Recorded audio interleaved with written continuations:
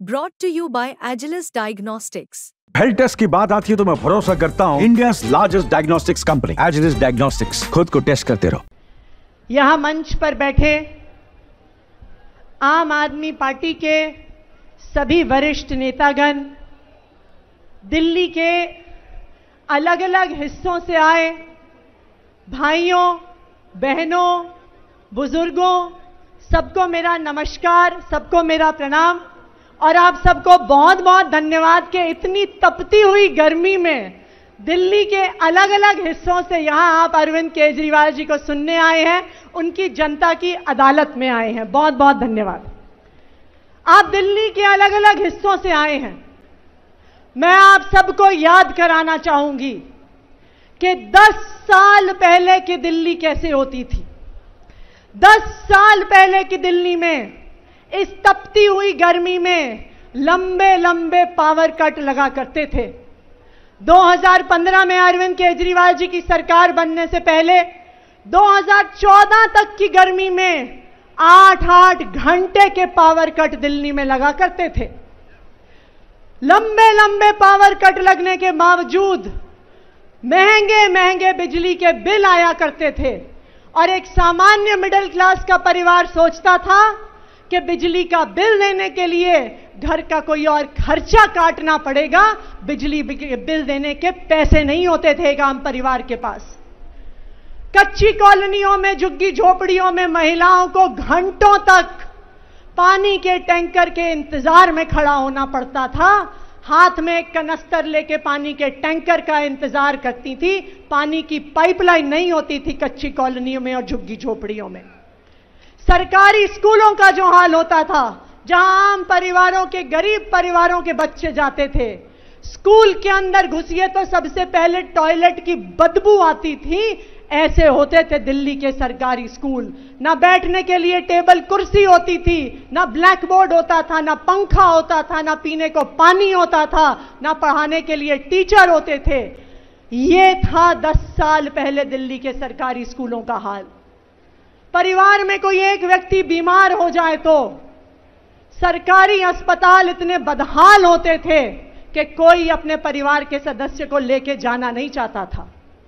अपने जेवर गिरवी रख के, अपना घर गिरवी रख के महंगे महंगे प्राइवेट अस्पतालों में भी गरीब लोग अपने बच्चों का इलाज कराते थे।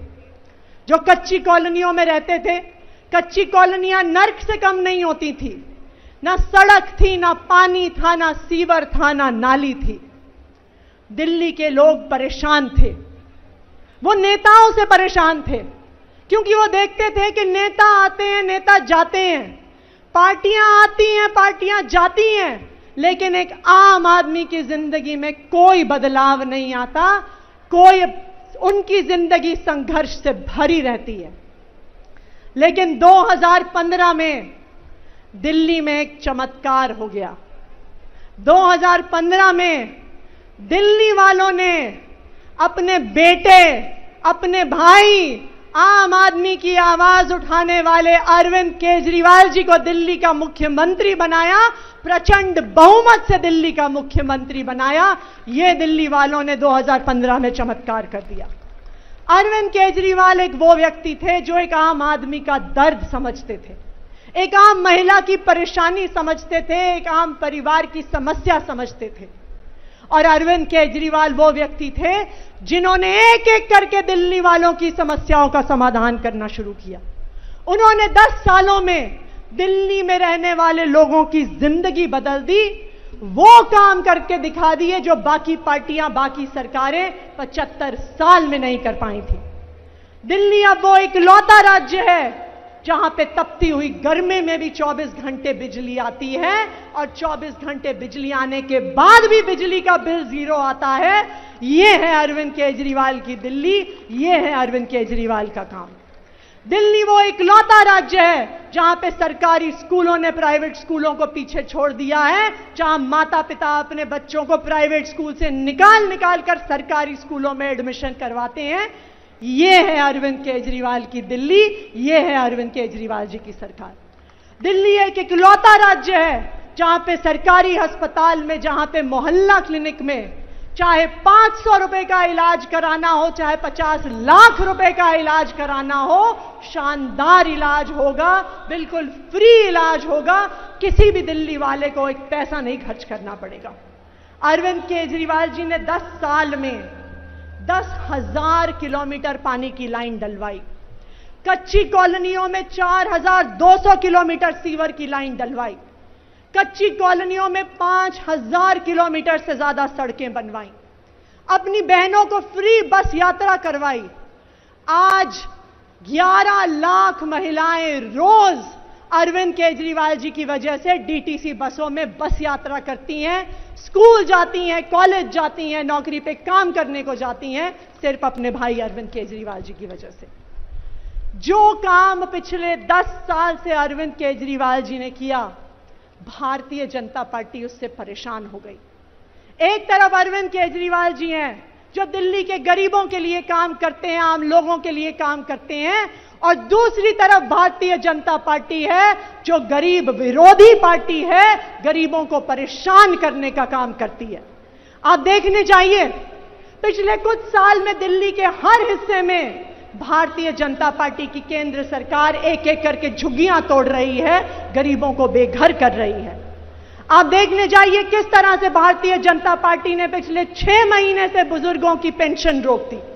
आप देखने जाइए पिछले 6 महीने से गरीब विधवाओं की पेंशन रोक दी। अभी जैसे सौरभ भाई बता रहे थे, भारतीय जनता पार्टी की क्रूर केंद्र सरकार ने, उनके एलजी साहब ने 10,000 गरीब परिवार से आने वाले बस मार्शलों की नौकरी छीन ली, उन्हें सड़क पर ले आए, उनको बेघर कर दिया, घर चलाने का खर्चा नहीं छोड़ा। यह है भारतीय जनता पार्टी।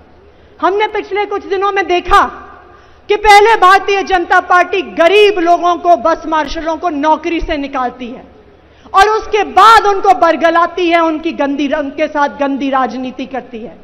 लेकिन कल भारतीय जनता पार्टी की सारी गंदी राजनीति एक्सपोज हो गई। जो वादा भारतीय जनता पार्टी के विधायकों ने किया कि हम जाएंगे, एलजी साहब से रेजोल्यूशन साइन कराएंगे, सारी विधानसभा में जो वादा किया वो वादा उन्होंने झुठला दिया। कल भारतीय जनता पार्टी के विधायक आए हमसे मिलने के लिए, उन्होंने कहा कि कैबिनेट में पास करो। हमने कैबिनेट में पास कर दिया, फिर हमने कहा एलजी साहब के पास चलो, तो भागने लग गए, एलजी साहब के पास जाने को तैयार नहीं थे। क्यों? क्योंकि ये गरीब विरोधी हैं, क्योंकि इनके बच्चे तो बने बीसीसीआई के चेयरमैन और हमारे बच्चे बस मार्शल भी ना रहे। यह है भारतीय जनता पार्टी की गंदी राजनीति। आज आपके बीच आए हैं हम लोग, जनता की अदालत में आए हैं। क्यों?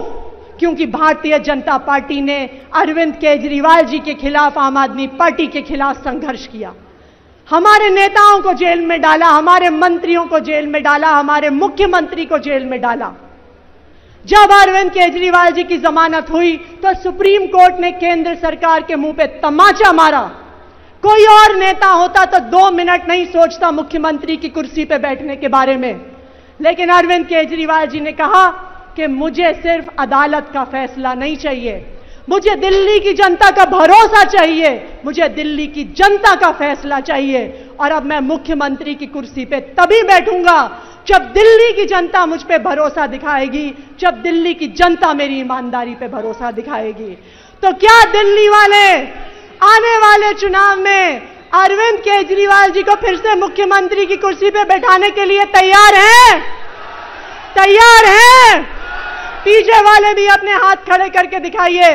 क्या अरविंद केजरीवाल जी को चुनाव के बाद मुख्यमंत्री की कुर्सी पे बैठाने को तैयार हैं? तैयार हैं? तो अपने घरों से निकल जाइए और दिल्ली वालों को यह संदेश दीजिए कि अब जब वो अपना फैसला लेंगे तभी उनका चहेता बेटा, चहेता भाई अरविंद केजरीवाल दिल्ली की कुर्सी पे बैठेगा।